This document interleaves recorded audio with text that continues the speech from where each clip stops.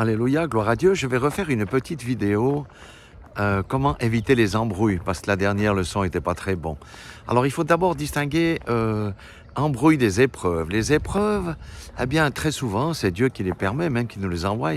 Pourquoi faire? Pour nous aguerrir, pour nous faire grandir, pour véritablement, on va dire, que nous puissions affirmer notre foi et pour nous tester aussi. Amen, gloire à Dieu.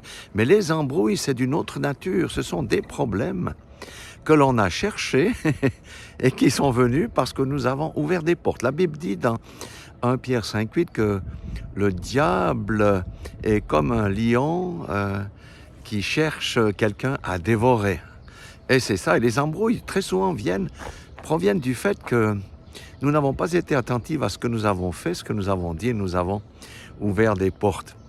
Alors, comment éviter les embrouilles? La première des choses, c'est de demeurer en Jésus-Christ. Si nous demeurons en Jésus-Christ, les embrouilles, on n'en aura pas. Nous aurons des épreuves, mais nous savons que nous serons de toutes les façons toujours vainqueurs dans nos épreuves, quelles qu'elles soient. Et aucune épreuve ne peut nous mettre à terre et nous vaincre. Ça, c'est une bonne nouvelle. La deuxième des choses, il faut éviter d'aller sur le territoire de l'ennemi.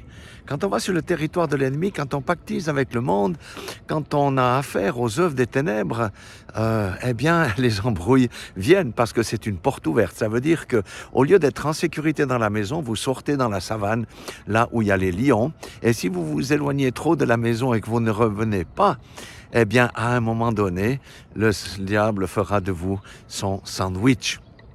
1 Pierre 4,7 donne la recette. Soumettez-vous donc à Dieu, c'est la première des choses.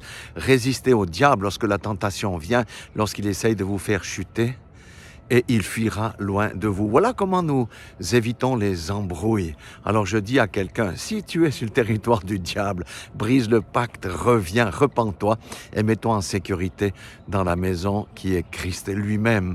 Et si quelqu'un est dans les embrouilles, aussi vraiment, la repentance est la porte de sortie.